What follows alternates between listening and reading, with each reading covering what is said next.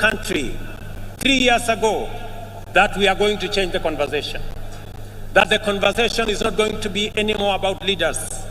It is going to be about citizens. It is going to be about those who do not have jobs. It is going to be about our manufacturing. It is going to be about the millions who live in informal settlements. It is going to be about the people. I told the country that we are going to change the conversation. It is not going to be about changing the constitution and creating positions for leaders.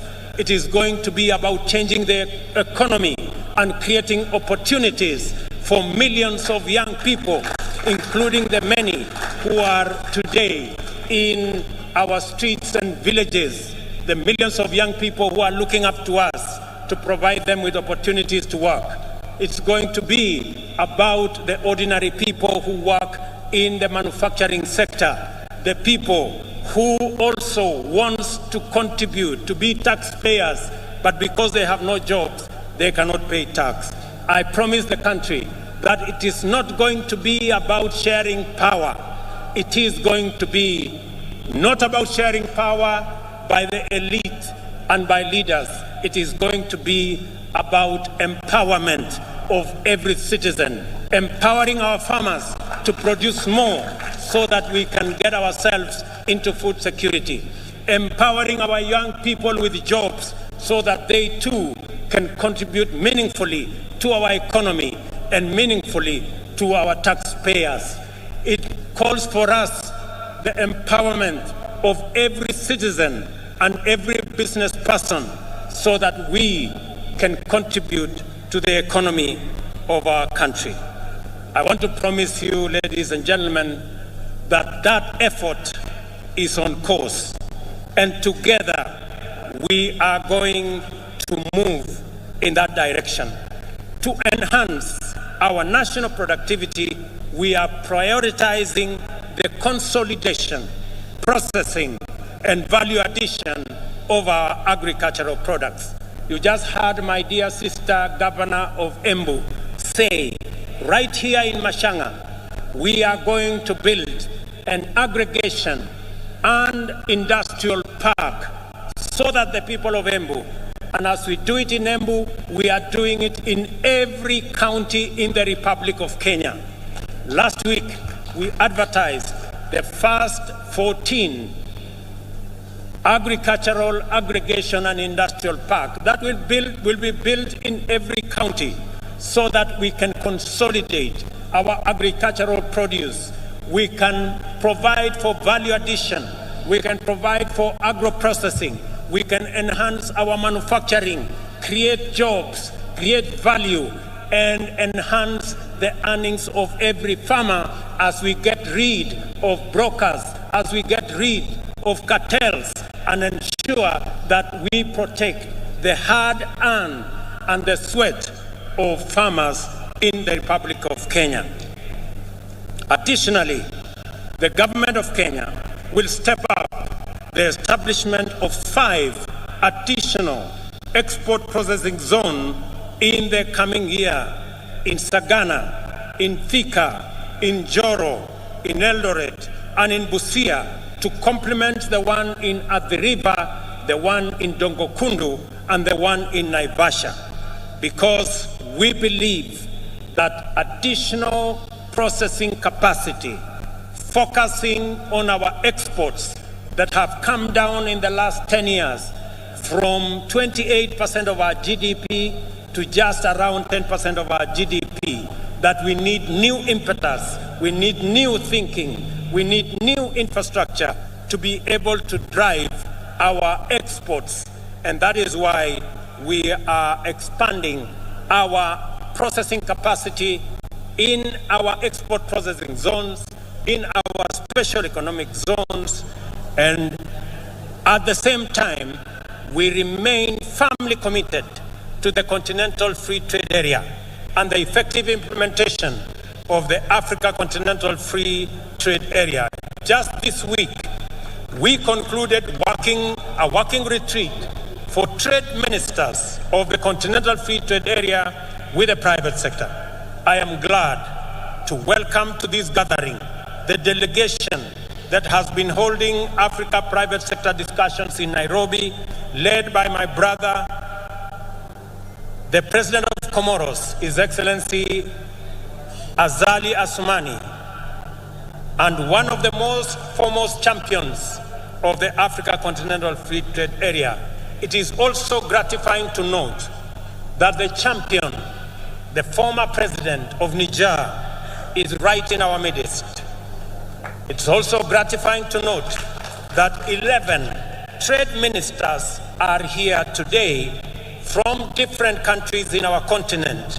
I wish to recognize the following delegations led by the ACFTA Secretariat. Delegation from Comoro, are they here? Wasimame?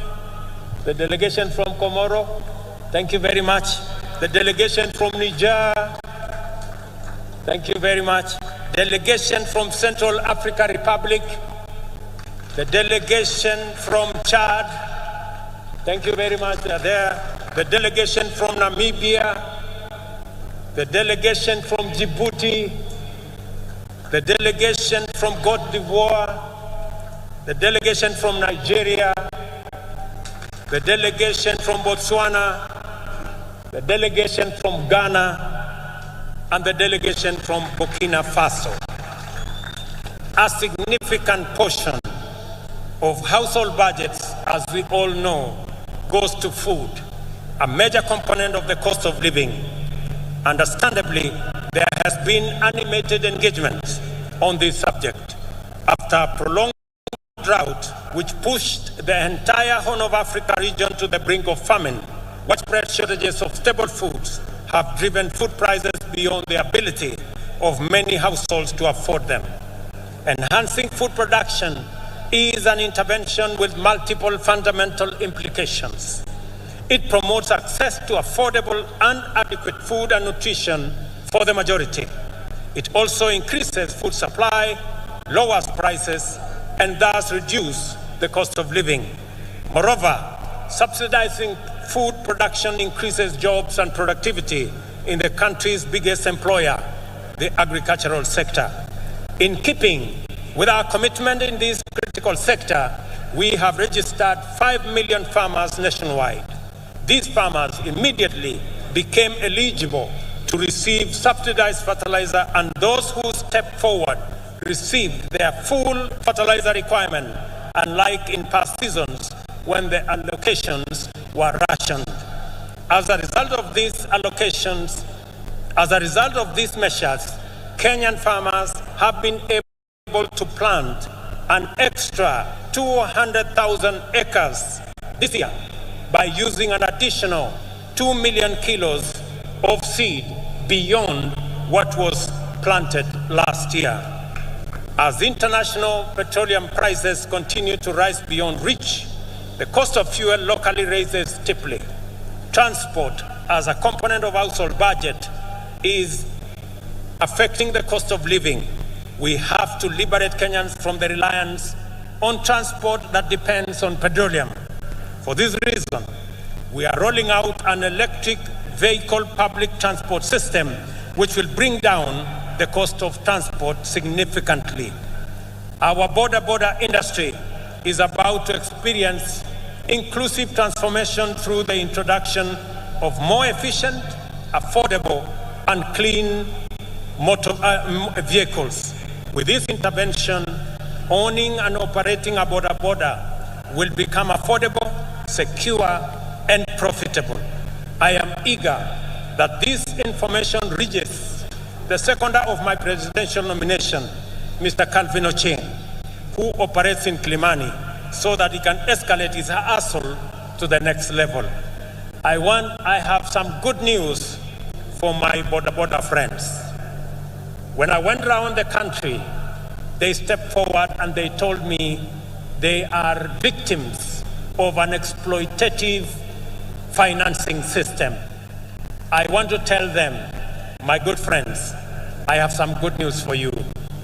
We are developing, and by September this year, we will have a mechanism where you can get your Boda Boda that does not need petrol that will be run on electricity, one that is financed by not a predatory system, but one that respects the interests of those who purchase the Boda Bodas.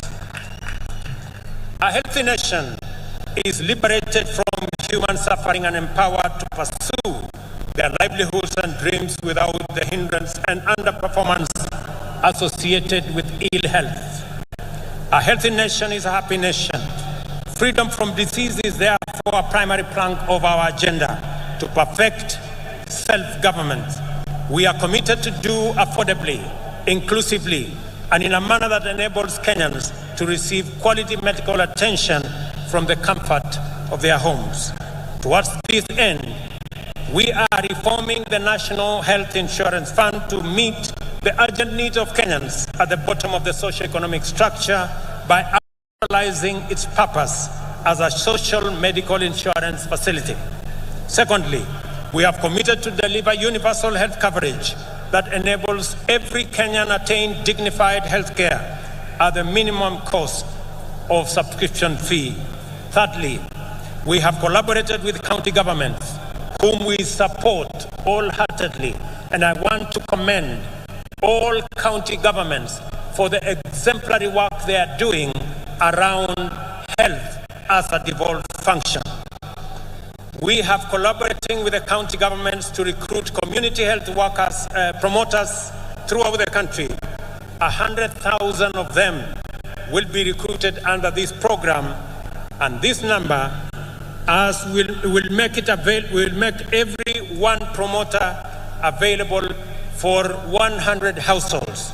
This means that each promoter will be tasked with visiting Kenyans at their homes to determine whether any condition need to be managed through healthier lifestyle or basic medical attention. They will also